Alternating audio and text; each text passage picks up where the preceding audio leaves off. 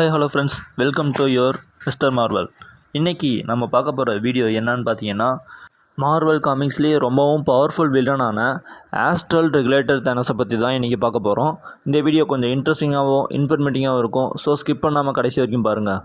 நீங்களும் நம்ம channel subscribe பண்ணிக்கலாம், சப்ஸ்கிரைப் பண்ணிக்கோங்க. பக்கத்தில் இருக்கிற பெல் ஐக்கனை கிளிக் பண்ணிக்கிட்டு ஆளுங்கிற ஆப்ஷன் எனேபிள் பண்ணி வச்சுக்கோங்க. அப்போ தான் நான் போடக்கூடிய ஒவ்வொரு வீடியோவும் உங்களுக்கு உடனுக்குடன் நோட்டிஃபிகேஷனாக வந்து சேரும். இந்த ஆஸ்ட்ரல் ரெகுலேட்டர் தேனஸோட பவர்ஸை பார்க்கறது முன்னால் இவரோட ஆரிஜினில் லைட்டாக பார்த்துட்டு இருந்துடலாம். இவரோட ஆரிஜின் நம்ம பார்த்தோம்னா, இந்த ஆஸ்ட்ரல் ரெகுலேட்டர் எடுப்பதன் மூலமாக இவர் பிரபஞ்சத்தில் மிகவும் சக்தி வாய்ந்த வில்லனாக மாறுகிறார்.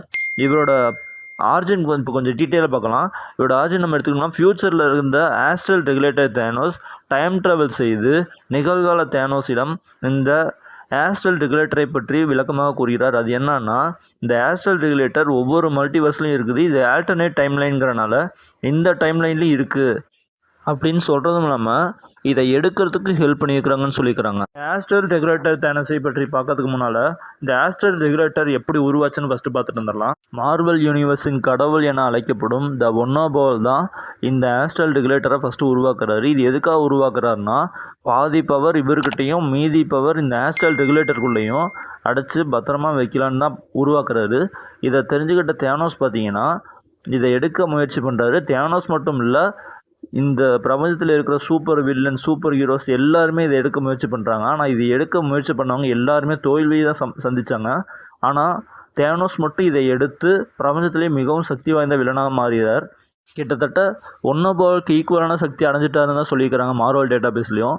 இவரோட ஆரிஜின் உங்களுக்கு இன்னும் டீட்டெயிலாக தேவைப்படுதுன்னா கீழே கமெண்ட்ஸில் சொல்லுங்கள்.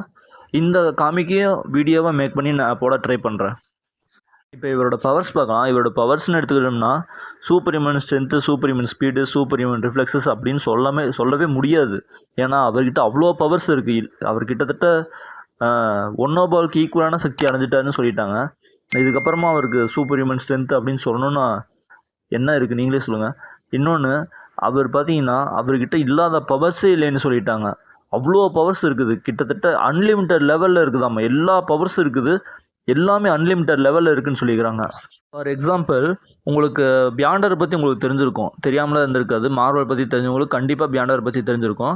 அப்படி உங்களுக்கு தெரியலைன்னா கீழே கமெண்ட்ஸில் சொல்லுங்கள். அவரை பற்றி நான் வீடியோ மேக் பண்ணி போடுறேன். இன்னொன்று, இவங்க எல்லா பியாண்டர் ஒன்று சேர்ந்தாலுமே இந்த ஆஸ்ட்ரல் ரெகுலேட்டர் தேனோஸை டிஃபீட் பண்ணுறது ரொம்ப கஷ்டம்னு சொல்லியிருக்கிறாங்க ஃப்ரெண்ட்ஸ். அப்போ பாருங்கள் இவர்கிட்ட எவ்வளோ பவர்ஸ் இருக்குன்னு.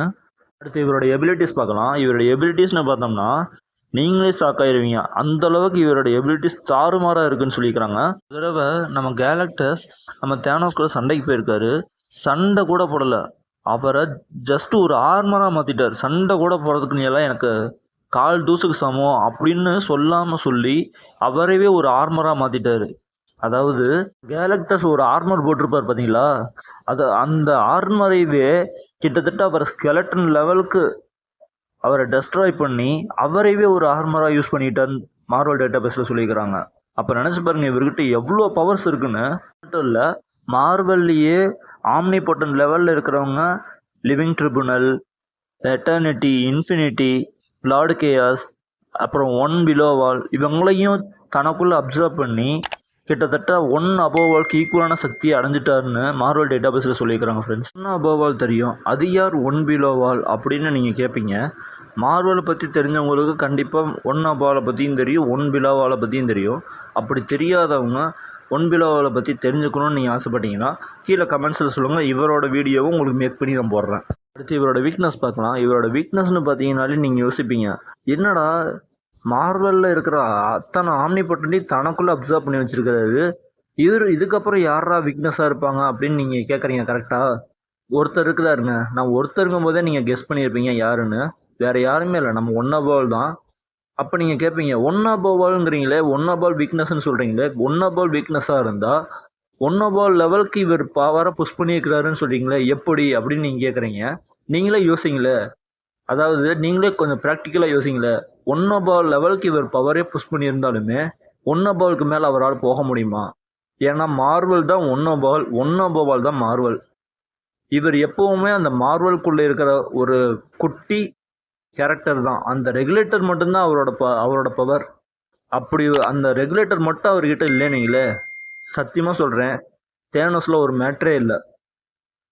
நீங்களே யோசிங்களே, living tribunal, eternity, infinity, lord கேஎஸ்ன்னு சொல்கிறீங்களே, இவங்கெல்லாம் கிட்டத்தட்ட ஆம்னிபொட்டன் லெவலில் இருக்கிறவங்க. அவங்களையவே இவர் அப்சர்வ் பண்ணிக்கிறாருன்னா எதனால்? அந்த ஆஸ்ட்ரல் ரெகுலேட்டரால் தான். அந்த ஆஸ்ட்ரல் ரெகுலேட்டர் மட்டும் இல்லைன்னா இவரெலாம் ஒரு ஆப்போனண்ட்டே கிடையாது. நீங்கள் கேட்பீங்க, அப்போ தேனோஸில் ஒரு ஆப்போனண்ட்டே கிடையாதா, ஒரு வில்லனே கிடையாதா, அவர் ஒரு டம்மி பீஸா அப்படின்னு நீங்கள் கேட்பீங்க. அவர் டம்மி பீஸ்லாம் கிடையாது, ஒரு ஆப்போனண்ட்டும் கிடையாது. கண்டிப்பாக ஒரு தரமான ஒரு ஆப்போனண்ட்டு தான். ஆனால் இவங்க அளவுக்கு அவர் பெரிய ஆப்போனண்ட்டாக இல்லைன்னு தான் நான் சொல்லுவேன். இது என்னோட கெஸ் தான். இதுக்காக கமெண்ட்ஸில் வந்து தேனோஸ் ஃபேன்ஸ் வந்து சண்டைக்கு வந்துடுறாங்க, சரிங்களா? அவ்வளோதான் ஃப்ரெண்ட்ஸ், ஆஸ்ட்ரல் ரெகுலேட்டர் தேனோஸோட பவர்ஸ், எபிலிட்டிஸ் அண்ட் வீக்னஸ் இதுதான். இந்த வீடியோ உங்களுக்கு பிடிச்சிருந்துச்சுன்னா லைக் பண்ணுங்கள், கமெண்ட் பண்ணுங்கள், ஷேர் பண்ணுங்கள். கண்டிப்பாக மிஸ்டர் மார்வலை சப்ஸ்கிரைப் பண்ணிக்கோங்க.